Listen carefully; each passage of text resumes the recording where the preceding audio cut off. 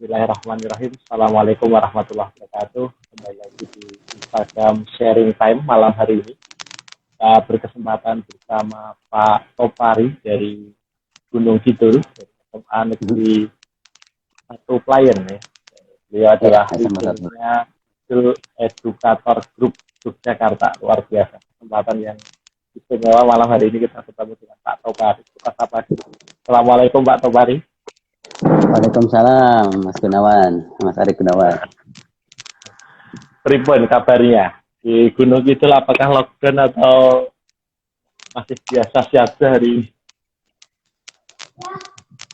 Gimana Mas Gun? Gimana kabarnya di Gunung Kidul? Alhamdulillah sehat, walaupun tetap lockdown di rumah. Ini kalau Pak Topari saya yakin ya belajarnya tetap jalan ini, sekolahnya ini dari rumah masih jalan ini. Ya, pokoknya sebisanya tetap aktif, walaupun di rumah tetap bekerja, tetap produktif. Jadi guru buat anaknya nih, sepertinya ya. Anaknya juga lockdown juga ya. Gimana Mas Ari? Ini anaknya juga belajar di rumah, Pak? Putranya belajar di rumah? Di rumah semua dua-duanya. Jadi yang offline itu ngajarin anaknya sendiri, yang online itu bantu teman-teman guru dan juga siswa dalam belajar. Oke, luar biasa. Moga Pak Topari mungkin bisa diceritakan pengalaman di sekolah panjenengan menggunakan apa ini selama kegiatan belajar dari rumah? Apakah pakai Google atau malah pakai yang lain? Wah, jangan-jangan malah pakai yang lain ini.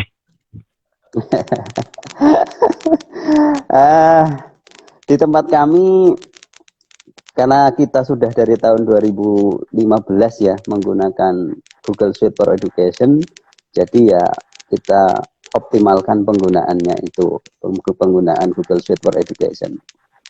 Jadi mayoritas kita menggunakan platform Google Suite for Education. Walaupun belum 100%. Kenapa belum 100%? Ya karena ada beberapa kendala. Nah, kendala-kendala itu kemudian kita sikapi dengan apa yang bisa dilakukan, yaitu dengan menggunakan WhatsApp. Jadi sebagai backup saja. Sebagai backup, kalau nanti ada kendala koneksi gitu ya. Nah, kita gunakan WhatsApp sebagai backup untuk materi ataupun interaksi antara guru dan siswa bisa berjalan gitu. Oh ya, luar biasa. Kemarin dari Kemendikbud kalau tidak salah 5 platform yang disarankan salah satunya Google Classroom ya Pak Topari?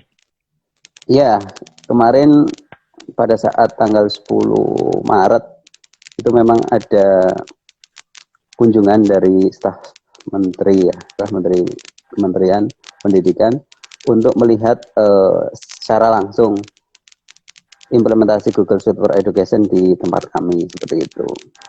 Itu sebenarnya nanti dijadikan sebagai bahan masukan kepada kementerian untuk bagaimana mengimplementasikan pembelajaran daring salah satunya ya, yang kira-kira bisa dimanfaatkan untuk pendidikan kita. Di Gunung Kidul kemarin ada 1, 2, 3, 4, ada 5 sekolah yang dikunjungi. 1 SMA 1 Playen, kemudian SD 1 Wonosari, kemudian SMP 1 Karangmojo, kemudian ada SD Mulusan sama SD Pampang 2. Karena mereka sudah menggunakan teknologi itu. Emang tuh, kalau tidak salah itu Gunung Kidul itu sebagai kota smart city atau smart regency ya kemarin ya itu kalau terkait dengan sistem pendidikan cyber luar biasa sekali di Gunung Kidul ini. Programnya namanya Gunung Kidul Cerdas.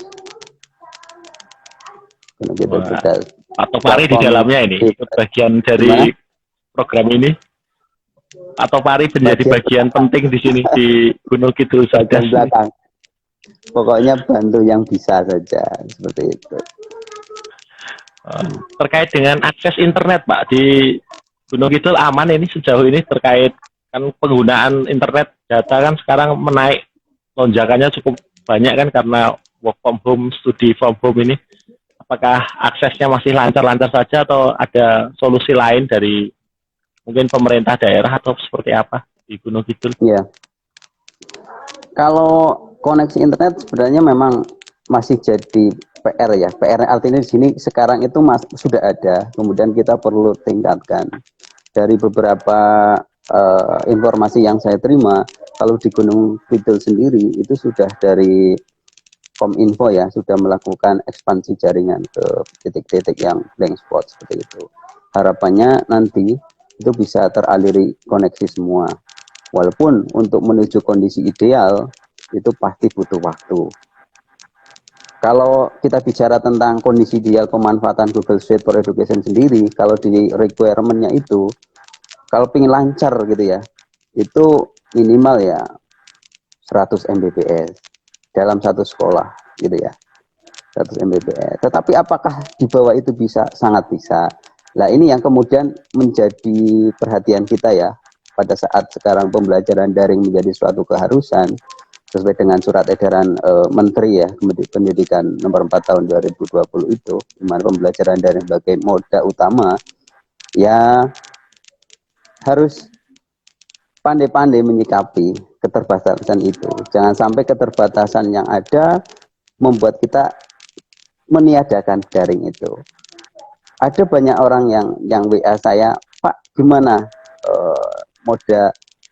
model dari pembelajaran daring yang baik? Kalau menurut saya model pembelajaran daring yang baik adalah yang sering kamu pakai apa, gitu kan?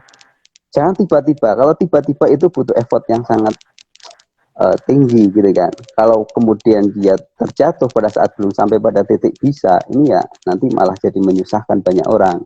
Nah, prinsipnya adalah kalau terbiasa dengan WA, ya udah kita pandu dengan WA.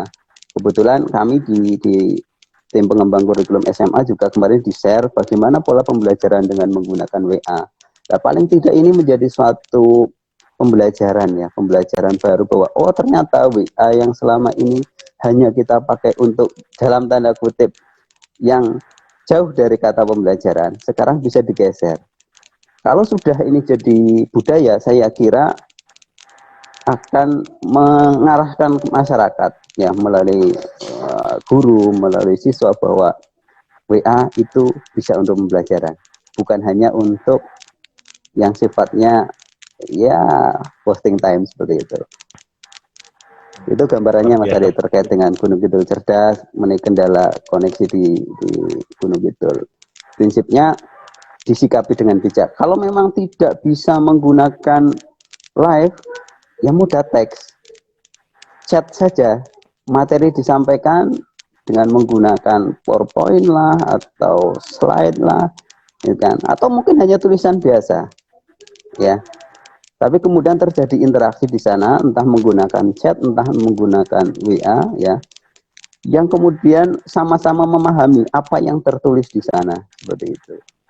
Kalau menggunakan sistem, misalkan kita bicara tentang sistem Google Suite for Education, di sana ada yang namanya fitur chat, ada juga yang namanya private comment gitu ya, ada komen biasa, ada private comment. Itu menurut saya juga bisa kita manfaatkan, gitu ya. Jadi kalau misalkan ada satu siswa yang nanya dan itu butuh penjelasan detail untuk siswa itu sendiri, ya gunakan private comment.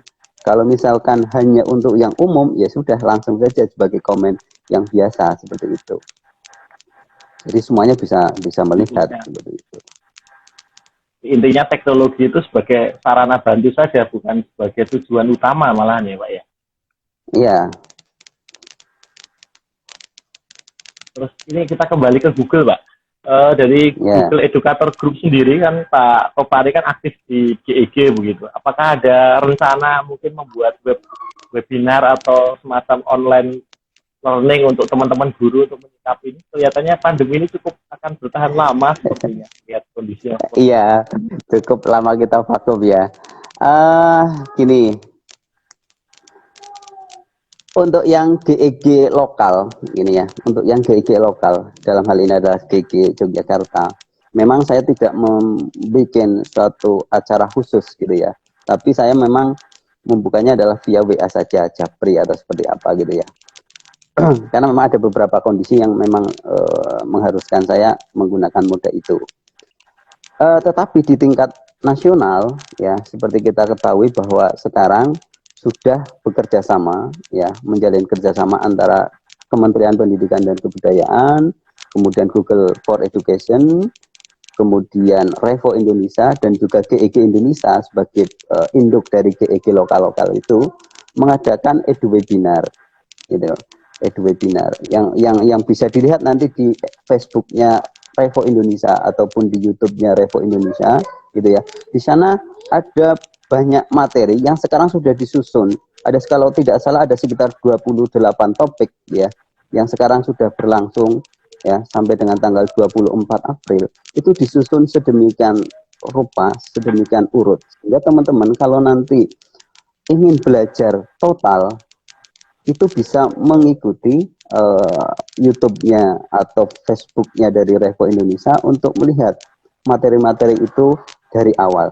Tidak harus ikut live-nya, yang jelas yang penting adalah tahu di mana kita nanti bisa mengambil resource itu untuk kita pelajari.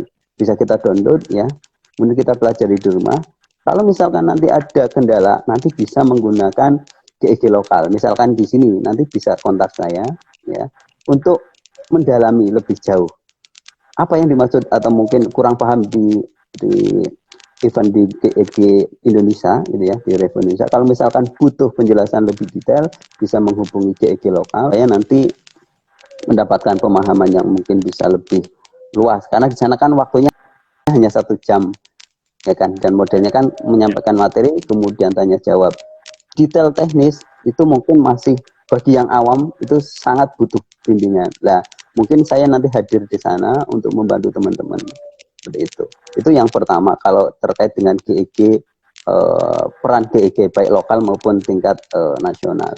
Kemudian yang perlu dicatat bahwa kita di daerah istimewa Yogyakarta itu sebenarnya sudah sangat siap untuk memanfaatkan Google Suite for Education. Kenapa? Karena di DIY itu melalui Balai Teknologi Komunikasi dan Pendidikan, Balai Tekemdik, itu sebenarnya sudah sangat siap menggunakan Google Suite for Education. Akun @jogjabelajar.org itu sudah sangat siap dimanfaatkan untuk Google Suite for Education. Nah, sekarang bagaimana caranya? Karena ini adalah banyak sekali platform gitu ya. Yang penting adalah semua terlayani. Di Balai Tekemdik sendiri kan ada yang namanya JB Class. Itu juga teknologi yang bisa kita pakai untuk menjalankan ya mode daring ini. Kalau misalkan nanti ada kendala ya kita sampaikan supaya ada perbaikan-perbaikan. Kemudian juga ada fitur-fitur lain, fitur education yang bisa dipakai dengan menggunakan Jogja Belajar itu. Nah, kalau ingin memanfaatkan bagaimana prosedurnya gitu ya. Nanti bisa hubungi Mas Khalid atau Mas Ridwan di Balai Tekemdik untuk mengaktifkan gitu ya, mengaktifkan akun-akun itu atau mendaftarkan akun-akun itu supaya nanti sekolah tersebut bisa langsung. Karena ada 2 jalur. Kalau jalur yang agak lama ya, agak lama itu berarti harus mendaftar Google Suite for Education-nya sekolah tersebut gitu ya. Itu harus melalui teknis yang sangat panjang gitu ya. Nah, kalau pengen yang instan, gunakan akun @jogjabelajar.org yang nanti proses permohonannya bisa melalui Balai Tekemdik, melalui Mas Ridwan maupun Mas Khalil. Di sana nanti insya Allah siap membantu. Dan saya pun insya Allah siap membantu, misalkan nanti mungkin teman-teman di Balai Tekemdik lagi banyak pekerjaan pasti gitu ya. Nanti insya Allah saya juga hadir untuk membantu. Bahkan untuk riset password, karena riset password bagi Google Suite for Education adalah sesuatu yang sering sangat dilakukan. Nah, itu tugas saya sering adalah, Pak, riset password. Ya udah, kita riset password karena kita bisa meriset itu kapanpun, dimanapun, asalkan satu, koneksinya ada. Gitu kan. Betul itu, Mas. Luar biasa sekali. Jadi sebenarnya DIY sudah sangat siap. Mau pakai platform JB Class sudah siap. Mau pakai Google Suite for Education sudah siap. Pakainya @jogjabelajar.org juga seperti itu. Tinggal mau kita memakainya seperti apa, mau pakai yang mana, kita siap seperti itu. Itu Mas Ari. Pak Topari, terkait dengan siswa atau pelajar, bagaimana ini kondisionalnya anak-anak mengikuti pembelajaran dari rumah, pengalaman Pak Topari di SMA di satu klien bagaimana? Apakah minat belajarnya, motivasi belajarnya itu turun drastis atau masih bisa dikondisikan sedemikian rupa karena kondisinya? Bisa diulangi Mas Ari? Enggak, putus-putus.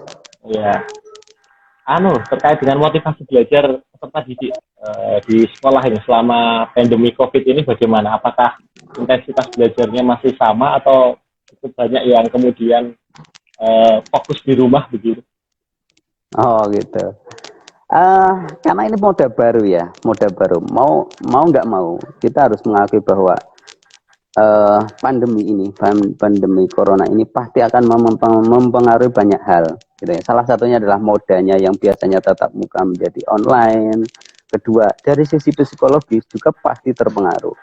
Dan melihat dari dua kondisi ini saja, maka ya, kita tidak bisa memaksakan ketercapaian yang sama dengan proses pembelajaran offline atau tatap muka. Makanya di surat edaran Menteri nomor 4 tahun 2020 juga itu tidak harus ketercapaian kurikulum itu tercapai.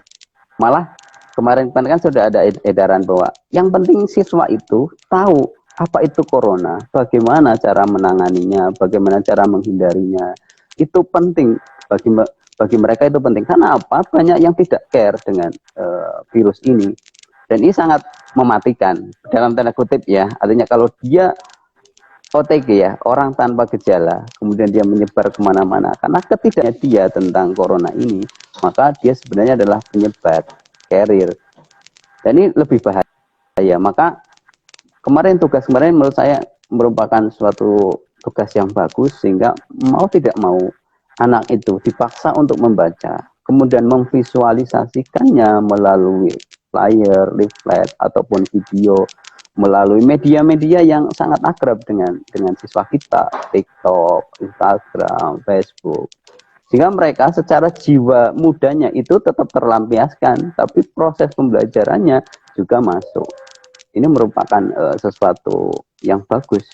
Dan ini bisa diduplikasi sebenarnya di pembelajaran yang nanti setelah pandemi ini selesai, gitu kan, bahwa proses pembelajaran itu bisa menyenangkan, bisa memanfaatkan TikTok, bisa memanfaatkan Instagram, yang selama ini dalam tanda kutip masih bagi beberapa guru itu bisa dikatakan masih haram, gitu ya.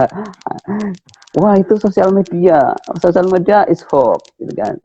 Ternyata tidak. Kalau kita bisa mengelola itu, saya yakin itu bisa menjadi sesuatu yang baik bagi anak muda kita atau siswa-siswa kita.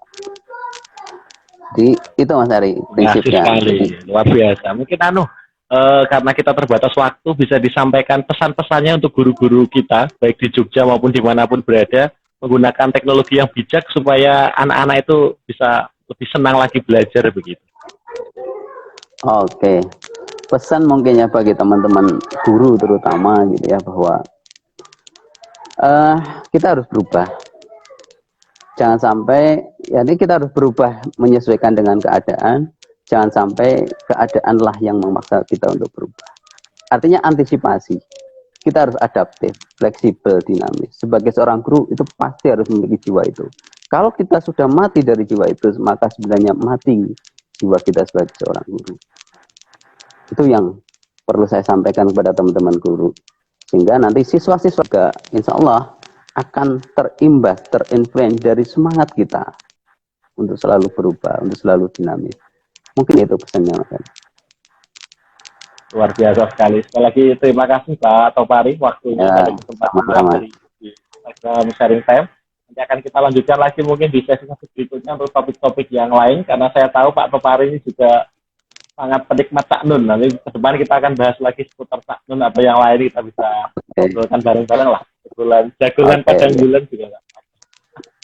Oke, terima kasih Pak Topari, Pak Tenun. Assalamualaikum. Waalaikumsalam warahmatullahi wabarakatuh.